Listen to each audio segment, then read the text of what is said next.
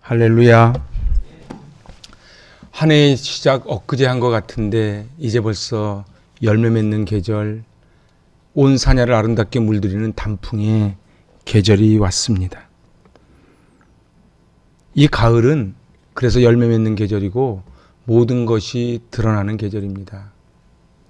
유실수와 무실수, 낙엽수와 상록수, 봄에 씨를 뿌리고 여름에 땀을 흘린 대가가 그대로 숨김없이 드러나는 계절이 바로 이 가을이라.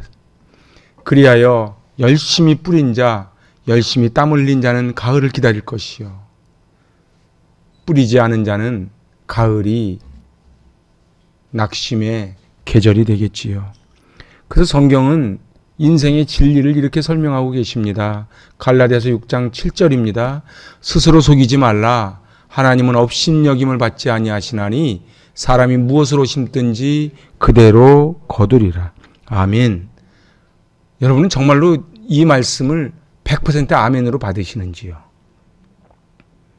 어떤 사람은 보니까 조금 뿌리고 많이 거두는 것 같고, 나는 많이 뿌렸는데 조금 거두는 것 같다고 생각하시는지요? 제가 하여튼 인생을 조금 살아보니까 정말 그렇더라고요. 단기전에서는 어떤 사람은 안 뿌리고도 많이 거두는 사람도 있고, 어떤 사람은 많이 뿌렸는데 못 거두는 사람도 있는데, 인생을 길게 놓고 보고 또 주변에 오랜 인생을 사신 분들을 증언을 들어보면 이 하나님 나라의 법칙이 틀림없이 이루어진다는 것입니다. 오늘 우리는 자기가 하나님보다 지혜롭다고 생각하고, 자기가 하나님보다 힘이 있다고 생각하고, 하나님은 모른다고 생각하고, 이런 자들은 다 하나님을 속이고 자기를 속이는 사람들이죠. 말씀을 듣기만 하고 행하지 않는 자, 스스로 경건하다고 믿고 다른 사람을 판단하는 자는 스스로 속이는 자입니다. 오늘 자기를 속이고 하나님을 속이는 자가 아니고 진실무망하게 저 천국 갈 때까지 늘 한결같은 믿음으로 하나님께 칭찬받는 저와 여러분 되시길 바랍니다. 오늘 하나님께서 우리에게 원하시는 열매가 무엇일까? 심판대 앞에 섰을 때에 착하고 충성된 종이라 칭찬받는 명품 인생을 어떻게 하면 살아갈 수 있을까 고민하고 기도하던 중 오늘 이 말씀을 통해 함께 은혜를 나누고자 합니다. 오늘 봉독한 1절 말씀은 너무도 소중한 말씀입니다. 같이 받들어 봉독합니다. 사람이 마땅히 우리를 그리스도의 일꾼이요 하나님의 비밀을 받은 자로 여길지어다. 그렇습니다. 하나님의 비밀을 어떻게 한 자라고요? 맡은 자라고요. 여러분, 맡았다고 하는 것은 이게 내 게 아니라는 거예요. 하나님이 맡겨주신 것이라는 것이지요. 그런데 여기서 그 일꾼이라고 하는, 이 일꾼이라고 하는 헬라어가 휘페레타스입니다. 근데 이 휘페레타스는 두 단어가 합해진 단어입니다. 아래와 배 젓는 자. 전 중학교 때 학교 시험 끝나고 단체로 70mm 대형 영화를 처음 본 영화가 대한극장 배너였습니다. 그땐 70mm 영화가 딱 대한민국에 한 군데밖에 없었어요. 퇴계로 대한극장. 그런데 이 배너의 장면을 기억하시는지요? 배너의 장면을 보면요, 노회선 맨 밑바닥에 노를 젓습니다. 그런데 이 노를 저을 때에 자기 마음대로 쉬고 싶다고 쉬는 게 아니에요. 그냥 위에서 북을 둥둥 치면은 가라 그러면 가고 서라 그러면 서고 빨리 그러면 빨리 하는 것이 바로 저 노젓는 사람인데, 그 노젓는 사람 바로 그게 휘페레타스, 그게 일꾼이라는 거예요. 그래서 뭐라고요? 우리를 그리스도의 일꾼이라는 거예요. 이 얘기는요, 거꾸로 이야기하면은 우리 주님이 선장 되신다는 거예요. 우리 주님이 선장 되시기에 우리 주님이 가라 그러면은 우리는 배 맨 밑에서 노를 젓는 자들이다, 그런 뜻이지요. 또한 일꾼 다음에 나오는 단어가 비밀을 맡은 자다. 이게 오이코모노스, 청직이라고 번역을 합니다. 로마서 16장에 보면은 사도 바울이 사역을 다 마치면서 쭉 쓴 편지들이 나오지요. 16장 1절입니다. 내가 갱그리아 교회 일꾼으로 있는 우리 자매 베베를 너희에게 추천한다. 바로 이 베베에게 썼던 이 일꾼이라는 단어가 바로 휘페레타스고 오이코모노스입니다. 그리고 이 일꾼에서 나온 우리 교회 용어로 나오는 단어가 바로 집사입니다. 오이코노모스 그리고 휘페레타스. 먼지를 뒤집어 쓰고 이리저리 뛰며 일하는 머슴을 오이코노모스라고 하는 것이지요. 사도 바울은 사람이 마땅히 우리를 그리스도의 일꾼이요 하나님의 비밀을 맡은 자로 여길지어다. 그리스도의 일꾼이라는 게 뭐라고요? 바로 주님께 붙잡혀서 하나님의 명령을 따르는 자라는 거예요. 우리 마음대로 살아가는 존재가 아니라는 거예요. 어제도 신문 보니까 강남의 호스트바에 그 큰 호스트바를 문 걸어 잠그고 그렇게 자기들끼리 연애를 즐기다가 경찰이 문을 뜯고 들어갔다는 거예요. 하지 말라 그래도 어떻게 만났나 했더니 비밀 장소에 접선해서 차로 데려간대지요. 아주 열심의 특심입니다. 사람들은 내 돈 갖고 내가 하는데 누가 뭐라 그래. 근데 우리는 누구라고요? 우리는 그리스도의 일꾼이라고요. 우리가 이 땅에 보냄받았는데 우연히 태어난 존재라고 생각하는 사람들이 있고 하나님께 부름받은 존재라고 생각하는 존재가 있습니다. 근데 모태에서부터 조직하여 주시고 신묘막측하게 우리를 지으셔서 우리를 이 땅에 보내주시고 우리를 인생을 이끌어 주시는 그런 복된 인생인 줄로 믿습니다. 오늘 우리는 자문해 봐야 됩니다. 바로 내가 정말로 하나님께 종속되어 그분의 시중을 드는 자인가? 그래서 우리는 질문해 봅니다. 나는 그리스도의 일꾼인가? 여러분들 가정의 주인이 누굽니까? 이 교회의 주인이 누굽니까? 우리 하나님께서 가정을 세워주시고 우리 자녀들을 상급으로 주셨는데 이 아이들은 내게 아닌 거예요. 우린 청직이 오이코노모스인 것이지요. 이 교회는 오직 주님이 주인이시고 우리는 하는 역할이 다른 오이코노모스, 휘페레타스인 것입니다. 이 질문에 나는 그리스도의 일꾼인가? 오늘 주일 아침에 아멘으로 대답할 수 있기를 바랍니다. 우리는 하나님의 비밀을 맡은 자입니다. 비밀은 누구한테 줍니까? 신뢰하는 자한테 줍니다. 아무한테나 비밀을 막 얘기하지 않지요. 하나님께서 왜 비밀을 알려주셨을까요? 너만 알고 있고 아무에게도 말하면 안 된다 해서 비밀을 알려주셨을까요? 아닙니다. 이 비밀은 여러 사람에게 전하라고, 그래서 이 비밀을 알지 못하는 불쌍한 영혼들에게 전하라고 우리에게 알려주셨습니다. 천기누설이라 그러지요. 이 비밀이 더 이상 비밀이 되지 않도록 하라는 것입니다. 눈물로 씨를 뿌리면 기쁨으로 단을 거둔다는 것, 이거 비밀입니다. 모두 다 아는 것 아닙니다. 내 인생은 내게 아니고 하나님 거라는 것, 이거는 비밀입니다. 저는 국민학교 다닐 때 선생님께 사랑을 많이 받았습니다. 믿거나 말거나인데 그랬어요. 그래서 선생님이 심부름 시킬 때는 꼭 저를 지명하여 불렀어요. 석구야, 교무실 가서 출석부 좀 가져와라. 그러면 제가 그때 한 반에 60명이었거든요. 아니 60명이 수많은 사람 중에 59명 다 놀고 있는데 선생님 나한테 뭐 맡겨놓은 거 있습니까? 왜 나한테 일을 시킵니까? 절대 그러지 않습니다. 문을 열고 나가서 교무실에 들어가면 너 몇 반이니? 제가 자주 가니까 이제 저를 알아요. 제가 어디 갔는지 인사를 잘했거든요. 그러면은 너 또 선생님 심부름 왔구나. 그 말 속에 가로 열고 너 선생님한테 사랑받는구나, 신뢰받는구나, 그런 말이 포함되어 있는 걸로 저는 느꼈습니다. 오늘 하나님이 우리에게 비밀을 맡겨주시는 거예요. 그런데 하나님, 왜 나에게 이런 일을 맡기십니까? 투덜대는 사람은 그 비밀을 모르는 사람이지요. 다윗이요. 형들은 다 전쟁터에 나갔어요. 근데 아버지 이새가 다윗에게 도시락 심부름을 시켜요. 거리도 굉장히 먼 거리입니다. 그런데 보세요. 첫째, 둘째, 셋째가 전쟁터에 나갔어요. 다윗은 7째예요. 그러면요. 넷째, 다섯째, 여섯째가 남아있겠죠. 근데 아버지가 넷째, 다섯째, 여섯째를 안 시키고 7째한테 시키는 거예요. 산 넘고 물 건너가라고. 전쟁터로 가라고. 다윗의 마음이 어땠을까요? 왜 넷째 형, 다섯째 형, 여섯째 형은 놔두고 나한테 시키십니까? 이랬을까요? 다윗은 그러지 않았어요. 다윗은 기쁜 마음으로 그 비밀을 맡은 자로 달려간 거예요.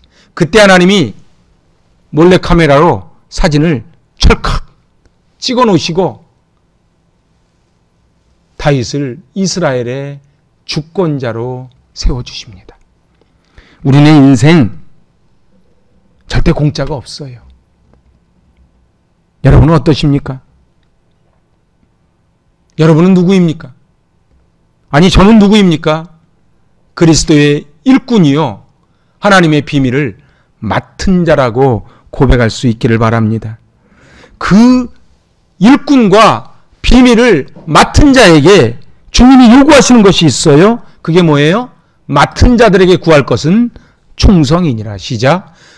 맡은 자들에게 구할 것은 충성이니라. 맡은 자들이라는 것은 문맥을 봐서 하나님의 비밀을 맡은 자예요. 하나님의 비밀을 맡은 자가 해야 될 것, 기도해야 되는 게 뭐라고요? 충성이라고요. 그래서 요한계시록 2장 10절에 내가 죽도록 충성하라. 충성은요, 진액을 다 쏟아붓는 거예요. 충신, 불사, 이군이라. 충신은 두 임금을 섬기지 않는다는 뜻이지요. 그래서 어떻게 했어요? 제가 옛날에 전 역사를 좋아하니까 가보면요, 저기 이런 산성 같은 데 가보면 임금님을 향하여 아침마다 절했던 정자가 있어요. 누가 보든지 안 보든지 아침이 되면은 임금님을 향하여 절을 하는 거예요. 목욕 제기하고. 그게 충성이라 그래요. 사육신, 목숨을 걸고 지켰던 것이지요. 우리 옛날에 수련회 때 가봤던 그 소수서원, 그곳에 바로 넘어가 단종이 폐위됐던 곳입니다. 그 단종 폐위됐던 단종을 향하여 그 금성대군이 충성을 당한 것이지요. 그래서 거기 가면은 피끝 마을이 지금도 있는 거예요. 목숨을 다해서 자기의 옛 임금, 바로 충신 불사이군이라. 난 두 임금을 섬기지 않겠다. 그래서 단종 포기 사건으로 얼마나 많은 피를 흘렸으면 피끝 마을이 있겠습니까? 저는 영주를 갈 때면 그 피끝 마을 앞에를 꼭 가보곤 해요. 나는 과연 우리 주님께 그런 존재인가? 오늘 사도 바울은 사육신 같은 존재였어요. 금성대군 같은 존재였어요. 같이 한번 읽어보실래요? 내가 달려갈 길과 주 예수께 받은 사명, 곧 하나님의 은혜의 복음을 증언하는 일을 마치려 하면은 나의 생명조차 조금 더 귀한 것으로 여기지 아니하노라. 죽으면 죽으리이다. 여러분들 이 성경의 배경을 아시는지요? 에베소 장로들과 이제 마지막 헤어지는 거예요. 그러니까 살아있는 때에 이제 마지막 보는 얼굴이에요. 근데 서로 시간이 없으니까 밀레도 항구에 가서, 지금은 항구가 아닙니다. 그 당시 항구였어요. 예루살렘으로 가지 마세요. 거기 가면 죽습니다. 그랬더니 사도 바울이 놔라! 그러면서 나는 나의 생명을 조금 더 귀한 것으로 여기지 않겠노라. 이 얘기는 나는 죽을지언정 예루살렘으로 들어가겠다. 그러면서 장로들과 끌어안고 눈물을 쏟으면서 그때 했던 사도 바울의 말이 바로 사도행전 20장 24절의 말씀이에요. 우리는 다 알고 있죠. 사도 바울이 그럼 예루살렘에 들어가서 죽었습니까?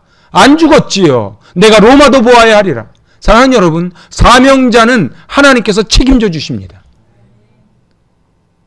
유라굴로 강풍도 40이 하나 감암매도 예루살렘의 저 사악한 자들의 모함도 결코 사도 바울의 목숨을 걷어갈 수 없었어요. 왜요? 부르신 이가 있었기 때문에. 부르신 이가 있었기 때문에. 사랑하는 여러분, 내가 여기 왜 태어났는지, 내가 어디를 향해 달려가는지, 내가 왜 살아가는지 아는 사람은 두려워하지 않아요. 낙심하지 않아요. 무서워하지 않아요. 왜요? 하나님이 책임져 주실 것을 믿기 때문에 그렇습니다.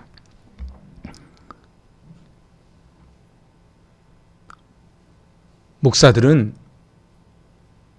성도들을 말씀으로 양육하는데 목숨을 걸어야 됩니다. 전 지금도 한 달이면 두세 통씩 신천지에서 편지가 옵니다. 성도들을 바른 길로 인도하시라고.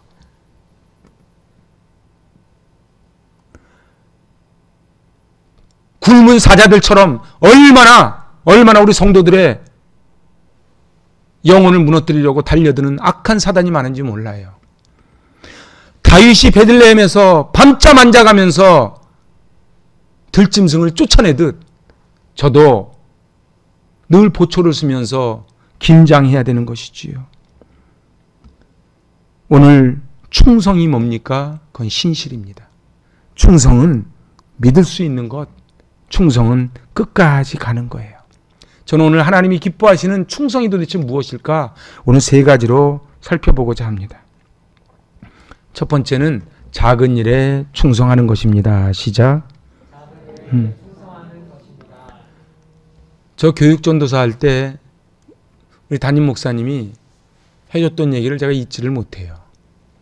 늘 이렇게 말씀하셨어요. 자기가 맡은 부서 최선을 다해서 생명 다해 하는 훈련을 하지 않으면 나중에 담임 목회가 돼서도 절대로 하지 못한다. 저는 아멘 했어요. 제가 부끄러운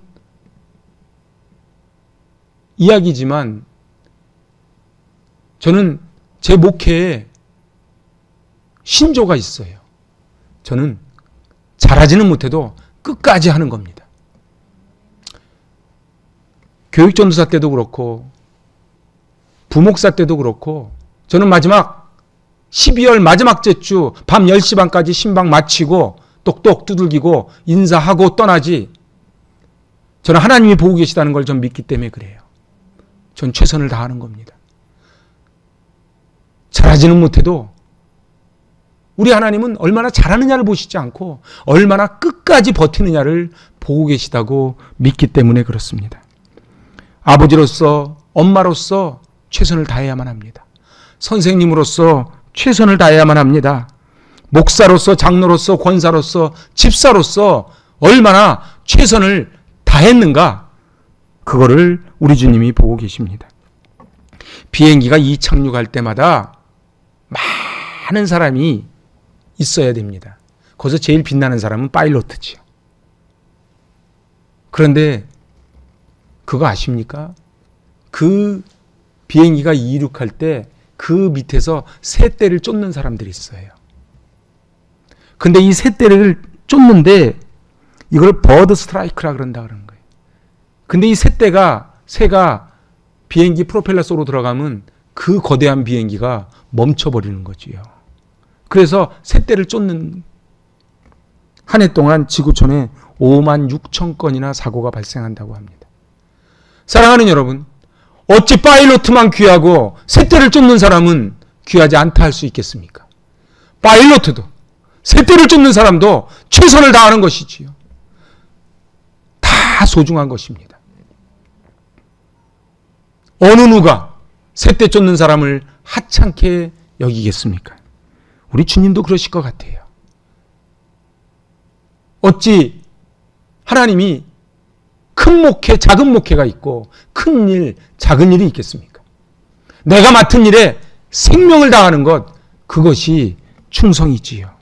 사랑하는 여러분, 작은 일에 충성하실 수 있기를 바랍니다.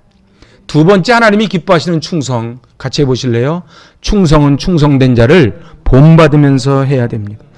인생에 제일 불행한 사람이 누군지 아십니까? 인생에 멘토가 없는 사람이에요. 또 불행한 사람은 인생에 멘티가 없는 사람이에요. 내가 누군가를 쫓아갈 큰 바위 얼굴이 없는 사람이에요. 성경에 쓰임받은 인물들의 공통점이 뭔지 아십니까? 그것은 충성된 종이었다는 거예요. 여호수아를 읽다 보면 너무 은혜가 되는 게 40년 동안 여호수아는 모세 곁을 떠나본 적이 없어요. 브리스길라 아굴라는 사도 바울을 위하여 목이라도 내어놓았지요. 다윗은 생명을 다해 양떼를 지켰습니다. 사도 바울은 40이 하나 가만매를 맞고 유라굴로 광풍 속에서도 내가 로마도 보아야 하리라. 그 주님의 미션을 수행하기 위하여 목숨을 던집니다. 그리고 이 충성의 가장 모델 중의 모델은 예수님입니다. 그래서 예수님은 마지막 겟세마네 동산에서 땀방울이 핏방울이 되도록 기도하시다가 할 수만 있거든 이 잔을 제하여 달라고. 내 뜻대로 마옵시고 아버지의 뜻대로 하게 해달라고. 그래서 그 쓴 잔을 마십니다. 사랑하는 여러분, 여러분에게는 쫓아가고 싶은 신앙의 모델이 있으신지요? 오늘 또한 여러분 자신이 누군가에게 따라오고 싶은 모델이 되시는지요? 오늘 사도 바울은 이렇게 고백을 합니다. 내가 그리스도를 본받는 것 같이 너희는 나를 본받으라. 충성하는 장로님, 헌신하는 권사님, 최선을 다하는 집사님, 그때 다음 세대는 자연스럽게 자라날 것입니다. 우리 아이들은 절대로 말로 크지 않아요. 우리 기성세대의 뒷모습을 보고 자라납니다. 마지막 세 번째입니다. 하나님이 기뻐하시는 충성. 그거는 같이 읽어볼까요? 오직 주님의 판단을 기다리며 충성하는 것입니다. 오늘 3절과 4절입니다. 시작. 너희에게나 다른 사람에게나 판단받는 것이 내게는 매우 작은 일이라. 나도 나를 판단하지 아니하노니 내가 자책하여 아무것도 깨닫지 못하나 이로 말미암아 의롭다함을 얻지 못하노라. 다만 나를 심판하시는 주시니라. 아멘. 주님의 일을 하다 보면 주변 사람들에게 이런저런 말을 듣게 되어 있습니다. 여러분들 아무 말도 안 듣고 평안하게 신앙생활하는 비밀 하나 가르쳐 드릴까요? 그거는요, 큰 교회 등록 안 하고 왔다 갔다 하는 겁니다. 그것도 하기 싫다고요. 집에서 그냥 인터넷으로 이렇게 예배 드리는 겁니다. 그것도 하기 싫다고요. 가끔가다 주기도문 한 번씩 하는 거예요. 그러면 아무도 뭐라 안 그럽니다. 저희 옛날에 구안프라자 있을 때에 방과후 학교를 했지요. 전 다음 세대에 대한 늘 꿈이 있으니까. 그때 1호 우리 방과후 학교 멤버가 있었어요. 행신초등학교에서 제일 유명한 아이인데 저는 몰랐어요. 그렇게 유명한 아이인지. 그래서 그 반 아이들 엄마가 저한테 찾아와서 이 아이 이 학교 방과후 학교에서 잘라달라고 막 청탁을 하고 그랬어요. 그런데 요 아이들이 말입니다. 아주 발칙하게 어떤 행동을 하는가 하고 봤더니 교회를 무리지어 다녀요. 늘 새신자 합니다. 새신자를 하면 어떻게 돼요? 두 팔 벌려 맞이하지요. 너 어떻게 하다 여기 왔어? 이렇게 묻지 않아요. 그러면 선물도 줘요. 그 다음 3, 4주 지나면 이제 새신자가 아니지요. 그럼 다른 교회로 또 옮겨요. 거기 가면 또 새신자예요. 선물도 주고. 사랑하는 여러분, 이렇게 살아서야 되겠습니까? 나는 가면 너무 시키는 게 많아. 날 좀 냅둬. 나중에 저 하늘나라 가서 너 뭐 하다 왔노? 하나님이 틀림없이 물으실 것입니다. 오늘 주님의 판단을 기다리는 거예요. 사람을 생각하지 않는 거예요. 그래서 오늘 갈라디아서 1장 10절입니다. 같이 읽어볼까요? 이제 내가 사람들에게 좋게 하랴 하나님께 좋게 하랴 사람들에게 기쁨을 구하랴 내가 지금까지 사람들의 기쁨을 구하였다면 그리스도의 종이 아니니라. 제가 이번 금요심야부터 갈라디아서를 하고 있는데 갈라디아서에서 다른 복음에 물들어 있는 저 어리석은 백성들에게 사도 바울이 말하는 거예요. 내가 사람들에게 좋게 하랴 하나님께 좋게 하랴. 내가 사람들에게 기쁨을 구하랴. 내가 사람들에게 기쁨을 구하였으면 나는 가짜다. 여러분은 어떠십니까? 정말 주님이 알아주시면 족합니까? 해도 끝도 없고. 오늘 일부 예배 끝나고 어떤 분 그러더라고요. 끝이 안 보인다고. 맞아, 끝이 안 보여요. 그런데요, 30년 있으면 보입니다. 아멘이 잘 안 되지요. 아유, 3년도 견디기 힘들어요. 그지요? 그런데요, 그래서 제가 오늘 그 항존직 워크샵 책을 한 40페이지짜리 책을 만들면서 맨 뒤에다 그걸 써놨어요. 30년 후에 어떤 모습이 되길 원하십니까? 사랑하는 여러분, 사단은 속이는 거예요. 그냥 그날 벌어서 그날 즐기다가 그날 살다가 그날 죽으라고. 근데 우리 하나님 그렇게 말씀하지 않으세요. 3년 후, 10년 후, 30년 후에 내가 지금 뿌린 씨앗들이 열매를 거둔다는 사실을 잊지 말아라. 제가 이렇게 목회를 하면서 이 단순한 진리를 이 부족한 제가 깨닫지를 못해서 왜 하나님 저에게 이러십니까? 왜 하나님 저에게 이러십니까? 눈물, 콧물 쏟으면서 기도도 했는데 카이로스, 하나님의 때에 하나님께서 이끌어 가십니다.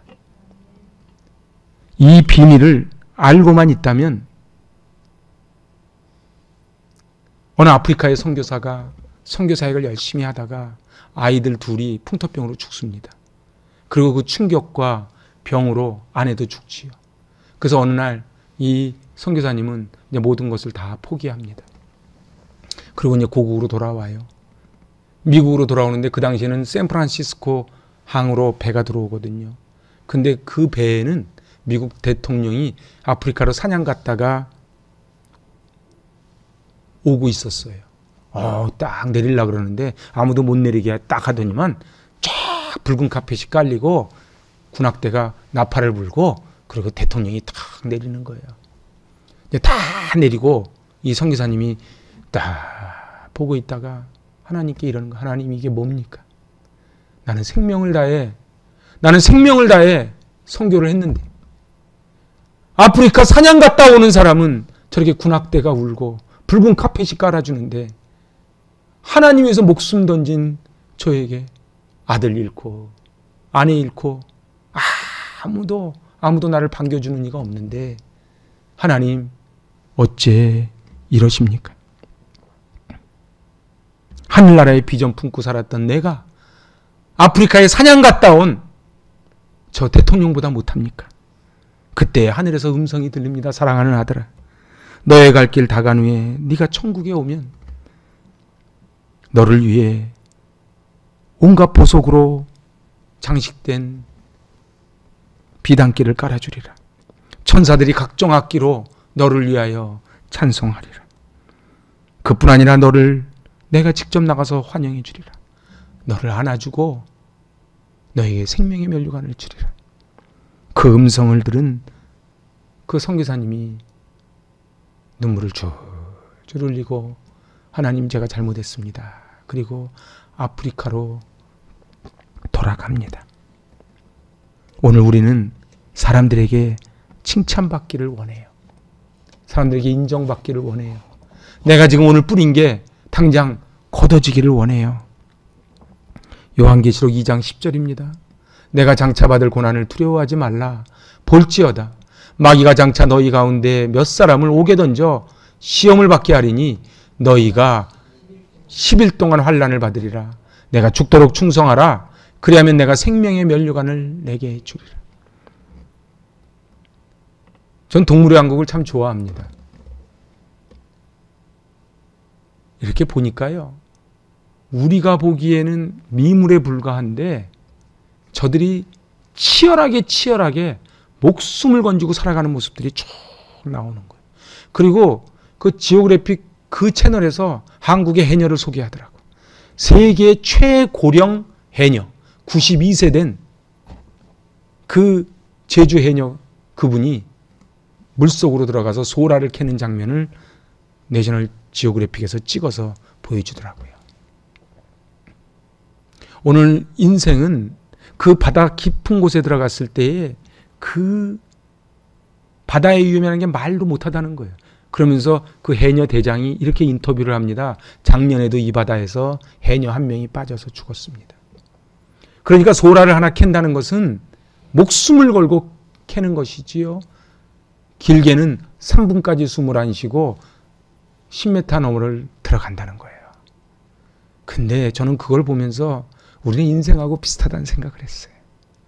우리는 인생이 어떨 땐 숨을 참아야 되고 어떨 땐 깊은 바다에 들어가야 되고 지금 해야 되는데 너무도 나는 힘이 없고 그런데 오늘 주님 말씀하세요. 네가 하는 게 아니다. 네가 하는 게 아니다. 여러분들 인생 살기가 힘드신지요? 힘드시지요? 그런데 인생 길을 이렇게 뒤돌아놓고 보면 내가 살아가는 것이 아니라는 것을 깨닫게 됩니다. 우리가 살아가는 게 아니에요. 하나님이 우리를 이끌어 주세요. 그래서 칼빈의 튤립 속에 불가항력적 은혜도 있고 그리고 성도의 견인이 있는 것이지요. 오늘 이제 마지막 결론입니다. 주님은 우리를 칭찬해 주십니다. 5절입니다. 같이 받들어 봉독합니다. 그러므로 때가 이르기 전 곧 주께서 오시기까지 아무것도 판단하지 말라. 그가 어둠에 감추인 것을 드러내고 마음의 뜻을 나타내리니 그때에 각 사람에게 하나님으로부터 칭찬이 있으리라. 아멘. 판단하지 말라는 거예요. 자기 인생이 지금 나는 왜 인생이 이렇게 안 되는가? 스스로 판단하지 말라는 거예요. 저 사람 인생이 왜 저런가? 판단하지 말라는 거예요. 하나님으로부터 받는 칭찬에 목숨을 거시길 바랍니다. 그 사도 바울은 이걸 깨달아서 자기의 모든 것을 배설물로 여겼던 거예요. 하나님이 기뻐하시는 것이라면 죽도록 충성을 하는 것입니다. 세상 사람들은 다 배반합니다. 열심히 할 땐 다 열심히 같이 하지만 성공하면 배반하지요. 근데 우리 하나님은 우리를 실어버리지 아니하시고 꺼져가는 등불 끄지 아니하시고 상한 갈대를 꺾지 아니하시고 우리를 이끌어 주십니다. 세들백 교회 리고렌 목사님이 이런 말씀하세요. 군대의 능력은 군대 식당에서 밥을 먹는 사람이 몇 명이냐 있냐가 좌우하는 것이 아니고 전쟁터에 나갈 인원이 몇 명이냐가 좌우한다. 저는 이걸 교회식으로 얘기해 볼까요? 교회 지금 성도가 교회에서 몇 명이 예배를 드렸느냐? 한국의 크리스찬이 몇 명이냐가 중요한 것이 아니고 정말로 주님이 죽도록 충성하라 했을 때에 그리고 바울처럼 여호수아처럼 다윗처럼 그렇게 달려나갈 그것이 몇 명이냐를 보시는 거예요. 왜 하나님은 기드온에게 300용사만 남기셨을까요? 그것은 바로 이 전쟁은 네가 하는 게 아니라는 거예요. 하나님은 언제까지 우리를 단련하십니까? 우리의 자존심, 내가 할 수 있다는 교만함을 다 내려놓을 때까지 하나님 우리를 이끌어 가십니다. 제가 제주도에 가서 깨달은 게 이거예요. 하나님이 하세요. 하나님이 하세요. 하나님은 우리의 발로 평가하실 것입니다. 아름다운 발은 복음 전하는 발이에요. 섬기는 손이에요. 그래서 주님은 우리의 발로 우리의 삶을 평가하시고 우리의 손으로 우리의 삶을 평가하신 거예요. 주님이 알아주시면 족하리. 주님이 알아주시면 족하리. 그래서 저는 이 찬양을 부를 때마다 이렇게 눈물이 나요. 주님이 알아주시면 천사도 흠모하는 아름다운 그 모습 천국에서 해같이 빛나리. 사랑하는 여러분, 저는 하루도 안 빼고 기도하는 게 있어요. 우리 사랑하는 행복공동체 성도들이 천국에서 해같이 빛나게 하여 주시옵소서. 이 교회를 섬기느라 애쓰고 수고하는 사랑하는 성도들 저는 아무것도 해줄 것이 없는데 주님이 갚아달라고. 주님이 갚아달라고. 형들의 도시락을 가지고 갔던 그 다윗을 몰래 카메라로 찍어놓으셨던 하나님, 성막을 떠나지 않고 모세 곁을 지켰던 여호수아를 몰래 카메라로 찍어놓으신 하나님, 오늘 그 하나님이 우리의 삶을 몰래카메라로 찍고 계시다는 사실을 꼭 믿으시길 바랍니다. 우리 주님께 우리의 발을 보여드립시다. 주님, 제가 이렇게 살아왔습니다. 주님, 제가 너무 힘듭니다. 제 힘으로는 못 갑니다. 저는 이 목회하면서 하나님께 고백하는 게 있어요. 모세가요, 120살에 하나님 곁에 가면서 40년을 살지 않습니까? 그 애굽 왕궁에서 I'm somebody 그러고 산 거예요. 40년. 광야에서요. I'm nobody. 난 아무것도 못합니다. 처가살이 40년 하면서 다 내려놨을 때 하나님이 그때 쓰세요. 왜 하나님이 기운 펄펄한 40세의 모세를 쓰지 않고 80세의 모세를 쓰셨을까요?